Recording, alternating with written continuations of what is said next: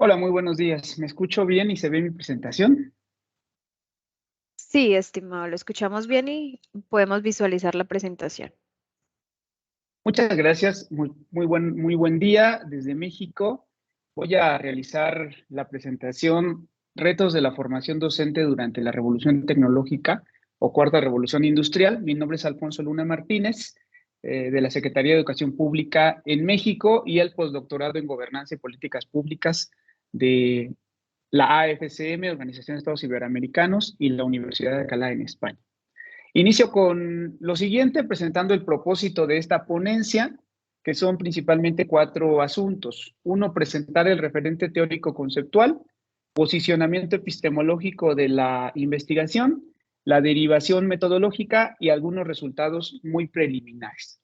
Debo decir de antemano que esta investigación es de corte hermenéutico analógico, desde los postulados de Gadamer, Foucault, Beuchot y Primero. Además del nuevo realismo de unos autores, un italiano y un español, Ferraris y también de Jerez. Esta posición, esta situación metodológica y teórica es importante, dado que pertenece, digamos, a las formas últimas de ejecución o de realización de investigaciones educativas, principalmente que ahora están realizándose en México, en algunos países de Latinoamérica y en España. Entonces es importante retomarlo para tenerlo en cuenta.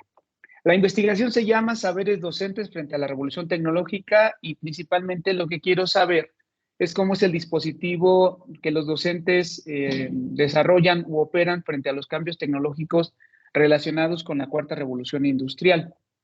Aquí pues habría que puntualizar el concepto de dispositivo, que principalmente se compone de algunos elementos como son saber, poder, subjetividad y los intersticios o líneas de quiebre que nos plantean Michel Foucault, Agamben, Deleuze y Gadamer principalmente. Y la hermenéutica analógica que nos ofrecen Mauricio Beuchot y Luis Eduardo Primero Rivas, que son autores mexicanos que la están desarrollando actualmente.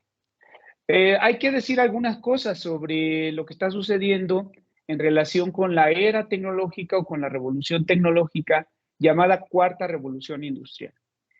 Principalmente en la educación, dado que el advenimiento del COVID-19 nos llevó a una aplicación acelerada de los medios o las herramientas tecnológicas en la educación.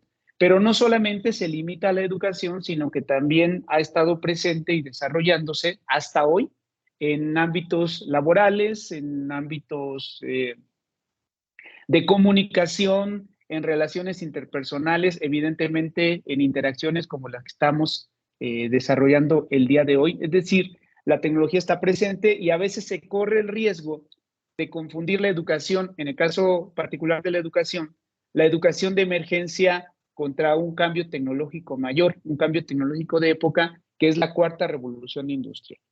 La cuarta revolución industrial, pues no es otra cosa más que la siguiente fase genética, y subrayo la palabra genética en esta idea de génesis que por allá nos plantea Jean Piaget. La idea de génesis de cambios que devienen de la primera, la segunda revolución y la tercera revolución industriales.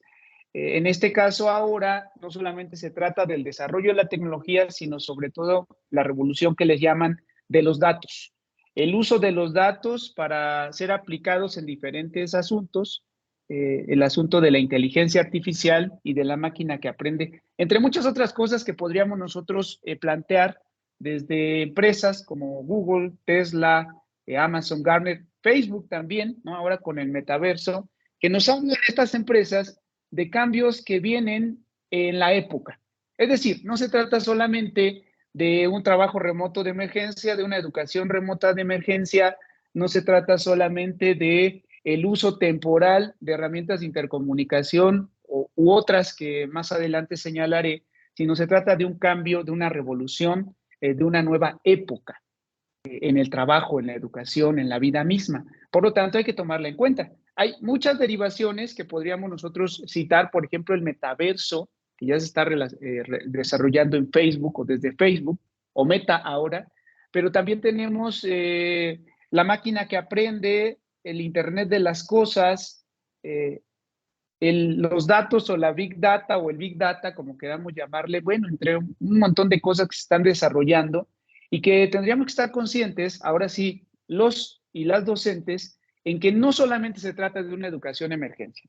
Es decir, el COVID develó esa necesidad, exhibió esa necesidad, no solamente una necesidad formativa entre los docentes, sino y sobre todo una necesidad de desarrollo de políticas públicas en los gobiernos. Es decir, alcanzar a desarrollar competencias digitales, herramientas para la llamada alfabetización digital, que se puede diferenciar de la alfabetización multimediática, es decir, que los alumnos, pero también los profesores, aprendamos a actuar ahora en la sociedad red o las nuevas sociedades que se están desarrollando. Es una sociedad, de acuerdo con Mauricio Andión, que es un investigador de la Universidad Autónoma Metropolitana, que se está convirtiendo en una serie de interacciones de alcance global. Es un espacio cibernético donde ya la vida es tecnologizada, hipermediatizada, es una vida nómada, posmoderna, corre paralela a la experiencia real, la experiencia virtual, y también es una nueva formación de comunidad humana. Y para todo esto, los docentes, las docentes, tendríamos que estar listos o tendríamos que desarrollar competencias, pero también buscar que los niños, las niñas, los adolescentes, etcétera, pues aprendan a vivir en esta nueva sociedad.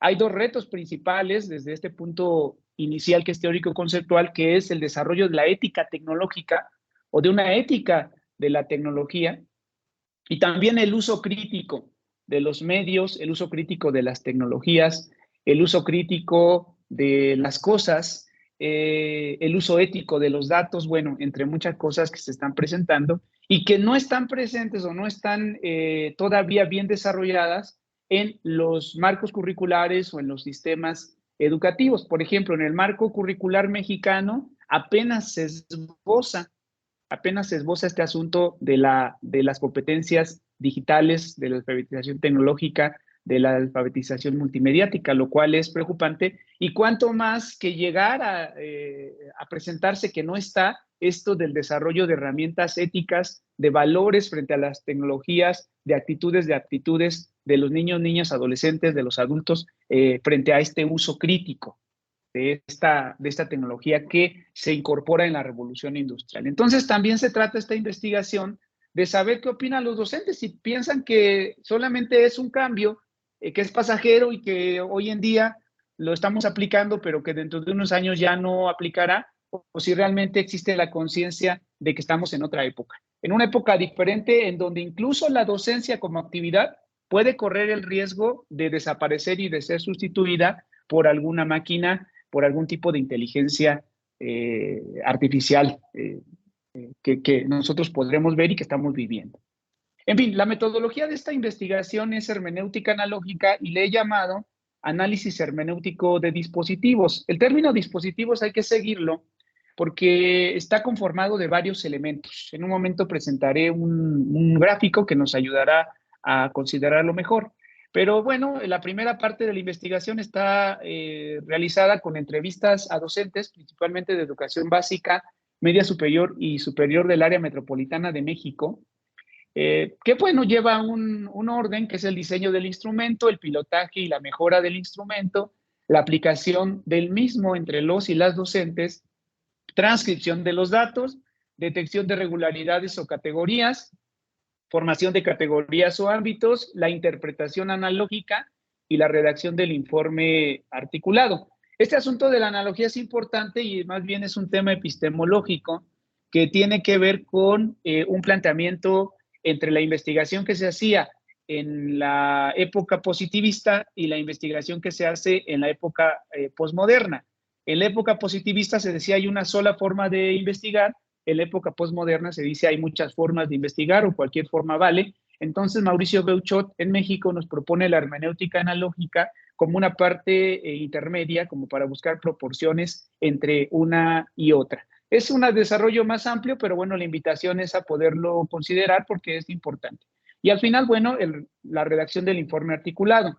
Y por otro lado, también el uso de formulario de Google un link que se envía a través de correo electrónico, WhatsApp y redes sociales, y que hasta ahora ha estado teniendo respuesta, que implica el desarrollo del instrumento, el pilotaje y la mejora del mismo, la aplicación, la autotranscripción de los datos y su revisión, porque bueno, el formulario se autotranscribe, y luego viene la detección de regularidades o categorías con el uso de gráficos dinámicos o con las herramientas de Excel. En este caso es una inteligencia artificial utilizada muy básica para la interpretación de estos datos y el logro o la llegada a regularidades o categorías y la redacción del informe articulado. Al final, lo que se hace es una triangulación de todo esto para buscar relacionarla con el contexto histórico, porque estamos hablando de una hermenéutica y la hermenéutica no puede estar lejos del contexto, de fundamentos teóricos, de desarrollos conceptuales, y con todo eso llegar a una interpretación pertinente sobre estas líneas: saber, poder, subjetividad y salidas o quiebre. De aquí que se pretenda un modelo de análisis hermenéutico de dispositivos que estoy presentando en este momento. Es decir, el dispositivo es una disposición, es una organización, una articulación. Algunos, por ejemplo, le podrían llamar un sistema o relacionarlo con el concepto de sistema, pero puede ser aplicativo en otros ámbitos y en otras situaciones. En fin, está de acuerdo con los autores que ya he planteado, Foucault, Gadamer, Deleuze, Giorgio Agamben, está compuesto por varias líneas.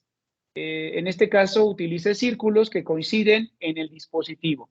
Por ejemplo, tenemos los saberes, que son aquellos asuntos que están legitimados, la ideología principalmente, los prejuicios, las ideas que se tienen, los ideales de hombre, tenemos las condiciones de época, que son los cambios. Por ejemplo, en este caso, la cuarta revolución industrial es una condición de época, el COVID-19 es una condición de época, entre otras cosas. Tenemos la línea de poder, que es cómo se están organizando los sistemas de mando. Esto lo maneja muy bien Foucault en la microfísica del poder, por ejemplo, de mando y obediencia. Y esto tiene que ver con la línea de subjetividad, es decir, cómo se organizan los grupos para la resolución, para la atención de algo, para la operación de alguna cosa. Y por supuesto los intersticios o la línea de salida, que son aquellas que se salen de la normalidad, valga la redundancia. Aquellas prácticas que se salen de la normalidad y que implican cambios en el statu quo o en el estado de cosas. Entonces, con todo esto, que pues suena complejo, suena complicado, pero al final es importante para buenas interpretaciones, se puede llegar a entender más o menos cómo es la realidad que se estudia. Y por eso me refería al principio al nuevo realismo que plantea Ferraris y que plantea también Jerez. Es importante tener este concepto porque tiene que ver con una manera de involucrarse con la realidad, entendiéndola como un conjunto, la realidad como un conjunto que tiene tanto factores externos o objetividades como factores internos o subjetividades y que están intercaladas, articuladas y por tanto se tienen que interpretar a la hora de tratar de entender la realidad.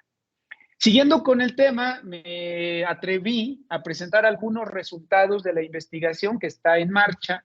Como les dije, es una investigación que, bueno, apenas está realizándose, ya va avanzada, pero está realizándose todavía.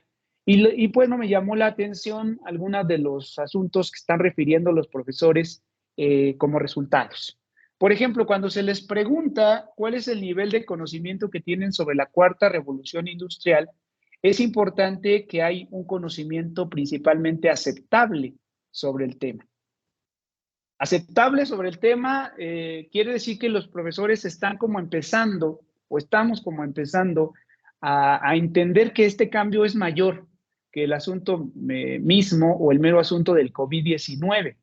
Pero también hay quien pues se ha acercado, que está empezando a leer, a aprender sobre el asunto, así como alguien que dice, pues yo lo desconozco totalmente. Entonces, esta gama presente en la docencia nos da la idea de que es algo que se tiene todavía que desarrollar.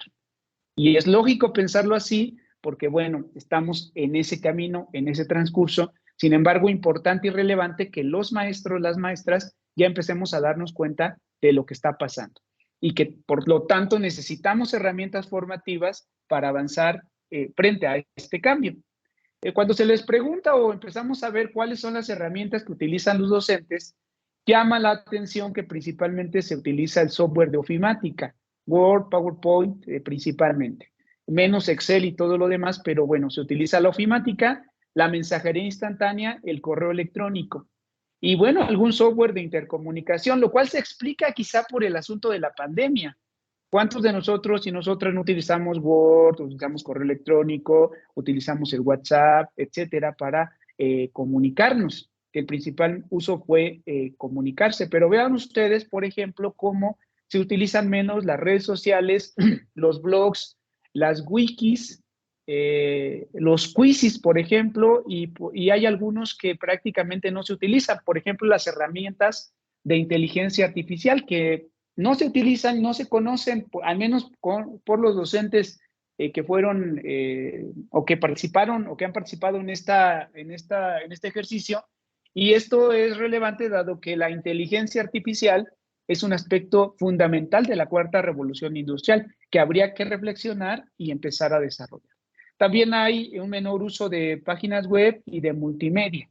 Entonces, eso ya nos va dando una idea como para qué utilizan los docentes de la tecnología y cuáles son sus herramientas. Y también el uso de las herramientas que se está dando con respecto a la revolución tecnológica.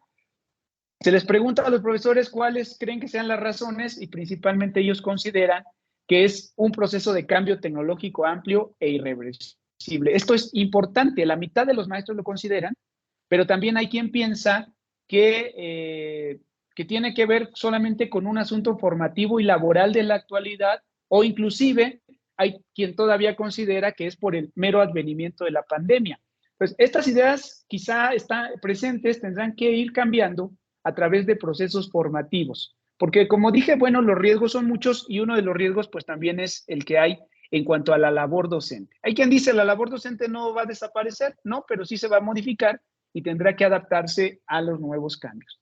También hablando del uso que los maestros y maestras le dan a las herramientas tecnológicas en la práctica docente, pues habrá el uso principal otra vez es para intercomunicación y para fortalecer la planeación educativa. Pero tenemos menos uso, por ejemplo, para establecer redes de trabajo, tenemos menos uso para construir ambientes de aprendizaje o como una forma de trabajo colectivo. Ha ido reduciendo la posibilidad de trabajo colectivo porque, bueno, principalmente esto se ha aplicado en la escuela en el nivel presencial. La situación frente al uso de la tecnología en educación, ¿qué dicen los maestros? Pues la mitad dice que está en proceso de desarrollo de competencias, pero hay quien dice que está avanzado en el conocimiento, pero hay quien dice que requiere aprender lo relacionado. Esto es importante porque, bueno, nos da una idea de cómo entre los profesores y profesoras, pues hay muchas necesidades formativas y precisamente el objetivo de esta investigación. Y bueno, algunos resultados en cuestión de lo que dicen los profesores tiene que ver con que lo consideran el uso de la tecnología como herramienta para el proceso de aprendizaje, pero también como mecanismo de exclusión. Esto será, por supuesto, motivo de un desarrollo mayor en posteriores comunicaciones. También el reconocimiento de que se requiere consolidar aprendizajes y mayor preparación y el asunto importante de que es una necesidad histórica en la educación o una necesidad de época. Pero también resalta que los maestros han utilizado esta tecnología para establecer comunicación y el uso de WhatsApp como preponderante y algunos riesgos que tienen que ver con riesgos emocionales de los niños, las niñas, los adolescentes. Sobre todo por acá un ejemplo que nos presenta de que a una maestra, una alumna le dijo que se quería suicidar y pues eso le implicó una serie de problemas que al fin de cuentas, al menos en México, podrían representar riesgos legales inclusive para los maestros y las maestras. Entonces, a tomarlo en cuenta y también lo consideran como herramientas innovadoras y también como alguna forma de limitar la posibilidad de desarrollar la lectura, la comprensión, la responsabilidad. En fin, hay muchas cosas allí que se estarán dando en posteriores comunicaciones. Sin más, pues les doy muchas gracias por la atención y podrían participar en el ejercicio y está mi correo electrónico por cualquier cosa. Muchísimas gracias.